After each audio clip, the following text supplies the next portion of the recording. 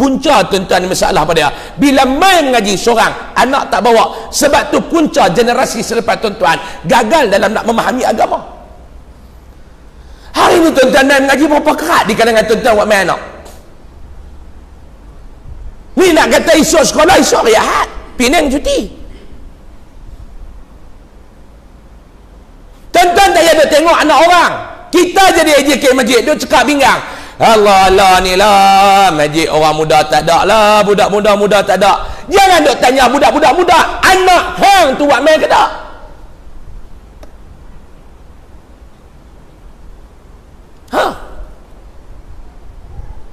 Bila generasi muda tak dapat memahami agama, sebab tu kebangkitan Islam terbantut. Lah saya nak tanya tuan-tuan, generasi muda ni berapa ramai yang faham agama lagu kita faham? Bila kita sebut lagu ni, mereka kata ni lah ustaz-ustaz ni dia duk rasa kata dia suci, dia duk rasa mereka je faham agama. Tak, kita bercakap atas realiti. Saya nak tanya tuan-tuan, PRU 15 yang akan datang, PRU 14 tak mau cerita lah, tak mau cerita lah. Tuan-tuan ada sembang, saya tak mau dengar. Saya sembang PRU 15. Waktu tu saya pun dah jadi timbalan Perdana Menteri dah waktu tu. PRU 15. Dengar kata kerajaan nak buat pula budak-budak umur 18 pun boleh mangkah dah PRU 15. Mai generasi muda ni dia boleh mengundi. Kita kata dekat dia, ni jangan duduk kacau nak, dia ni hampa jangan duduk pangkah dia nak. Sebab apa? Sebab dia ni Syiah. Budak-budak muda dia boleh faham ke Syiah tu apa dia? Calon yang masuk mengundi itu Syiah. Dia boleh faham tak? Dia boleh faham tak? Dia kata, apa dia Syiah tu apa?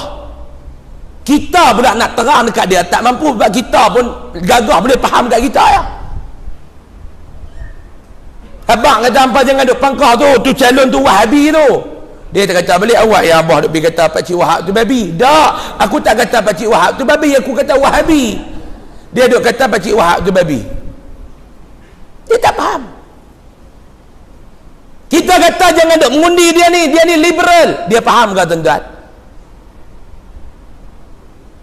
Waktu tu dia tak letak dah kepentingan agama di depan, dia letak kepentingan diri dia dulu di depan. Bagi kita orang Islam, kita nak mengundi, nak angkat pemimpin, tengok pemimpin ni dia boleh jaga agama ataupun tidak. Itu yang pertama, kita yang memahami Islam ni tuan-tuan, benda yang pertama kita nak baca apa dia?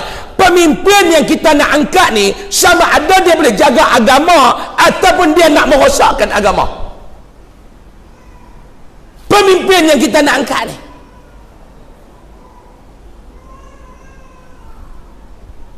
kebangkitan Islam ni terbantut bila mana generasi muda-muda ni dia gagal dalam nak memahami agama. Sebab apa dia?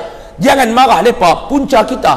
Tuan-tuan main mengaji malam ni, tuan-tuan dekat tuan-tuan, anak-anak tuan-tuan tak bawa. Tak apa ustaz, dia besar nanti dia pandai-pandai ambil. Tuan-tuan tak. Kalau kita tak didik mereka daripada usia yang muda, kalau kita tidak melentur buluh daripada rebungnya, bila lagi kita nak lenturkan buluh tu? Zaman Nabi SAW, kebangkitan agama didokong oleh generasi muda-muda ni sebab mereka dianjur dan diajar oleh Nabi cintakan kepada ilmu. Sebab tu kunci kepada ilmu ni bertanya, soal, jawab dan sebagainya. Nak tanya pula kepada ahlinya, jangan duk tanya kepada orang yang sembarangan. Baik, sesungguhnya orang yang malu bertanya tidak akan memperolehi ilmu. Dan jika dikaji soalan-soalan sahabat kepada Rasulullah sallallahu alaihi wasallam, kita dapati soalan mereka sentiasa berkisar tentang perkara yang penting dan besar sahaja. Tidak ada soalan main-main ataupun layak buruk. Kata pengarang kitab kita ni, dia kata pada, kalau kita kaji zaman Nabi, sahabat bila bertanya, dia akan tanya benda-benda yang besar. Dia takkan tanya soalan remeh, dia takkan tanya soalan layak buruk. Tak macam lah. Itu lepas cerita ada satu budak, dia pergi mengaji ilmu tauhid dekat seorang tok guru ni. Ustaz ni pun cerita lebat hari kiamat. Bismillahirrahmanirrahim. Ustaz ni kata kita kena beriman dengan hari kiamat. Bila hari kiamat Allah Ta'ala akan gulung bumi ni. Gulung bumi ni macam mana kita gulung tikar. Dia angkat tangan, dia tanya dekat ustaz tu, ustaz nak tanya soalan sikit boleh? Awak.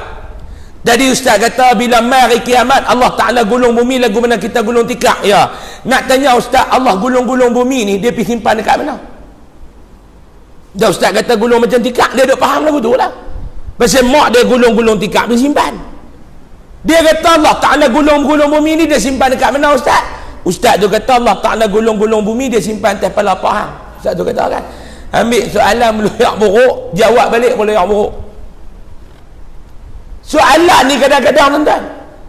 Dia main soalan ni macam-macam. Tapi zaman Nabi, sahabat bila dia belajar, ada adab dia takkan tanya lebih kurang.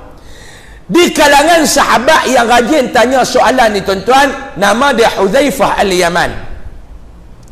Sebab tu di dalam ilmu hadis, ulama-ulama dia letak Huzaifah Al-Yamani tuan-tuan. Dia ni pemegang rahsia Nabi, penyimpan rahsia Nabi sallallahu alaihi wasallam. Siapa dia? Huzaifah Al-Yaman.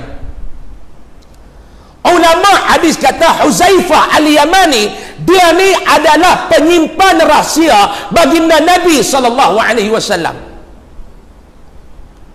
Kenapa ulama letak kata Huzaifah Al-Yamani tuan-tuan sebagai penyimpan rahsia Nabi? Adakah Nabi ni dia ada skandal? Tak. Adakah Nabi ni dia buat benda-benda tak elok? Tak. Tetapi kata ulama yang disebut Huzaifah Al-Yaman sebagai penyimpan rahsia Nabi sallallahu alaihi wasallam kerana Huzaifah Al-Yamani dia banyak duk tanya Nabi benda-benda yang pelik. Benda-benda yang sahabat lain tak tanya, tapi Huzaifah dia tanya. Apa dia yang kata soalan pelik ni? Kalau Huzaifah Al-Yaman dia mai tanya, kalau sahabat lain dia tanya lagu ni lah, lagu hadis kita. Dia mai tanya, ya Rasulullah, tolong tunjuk satu jalan, tolong tunjuk satu ibadat, tolong tunjuk satu amalan, bila aku buat aku boleh masuk syurga. Itu standard soalan di kalangan para sahabat ridwanullah alaihim ajma'in. Tapi bila mai Huzaifah Al-Yaman, dia takkan tanya lagu tu. Dia mai dekat Nabi, dia kata, ya Rasulullah, fitnah apa yang besar yang akan berlaku selepas kamu tiada? Soalan lagu tu. Soalan lagu tu.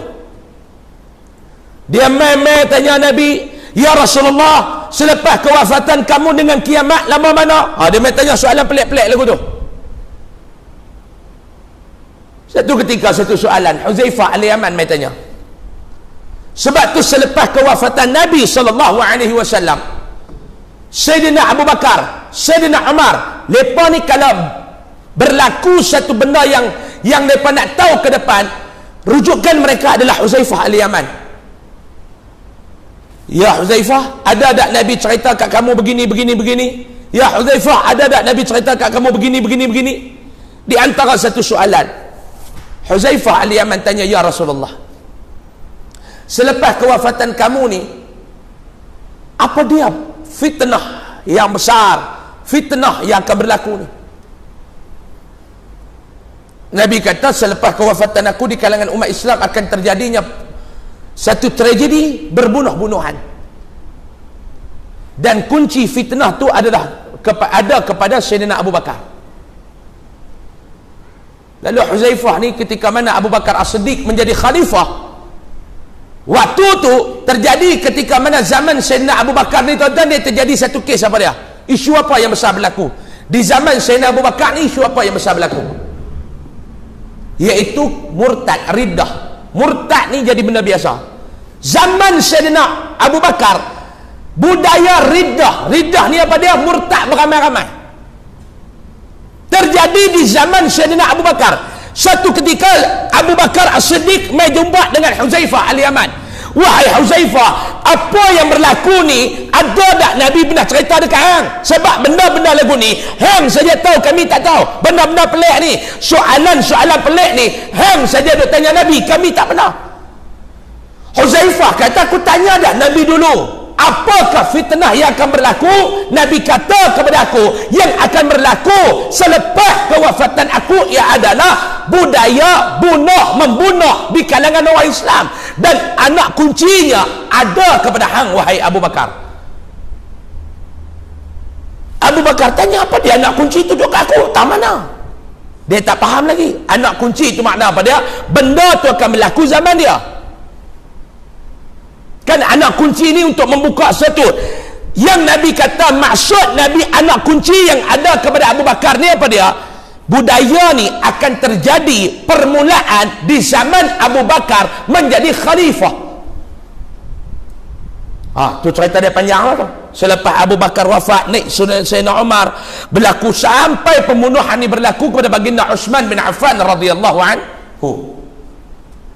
Di kalangan sahabat yang tanya soalan lagu tu Huzaifah. Sebab tu dia dipanggil sebagai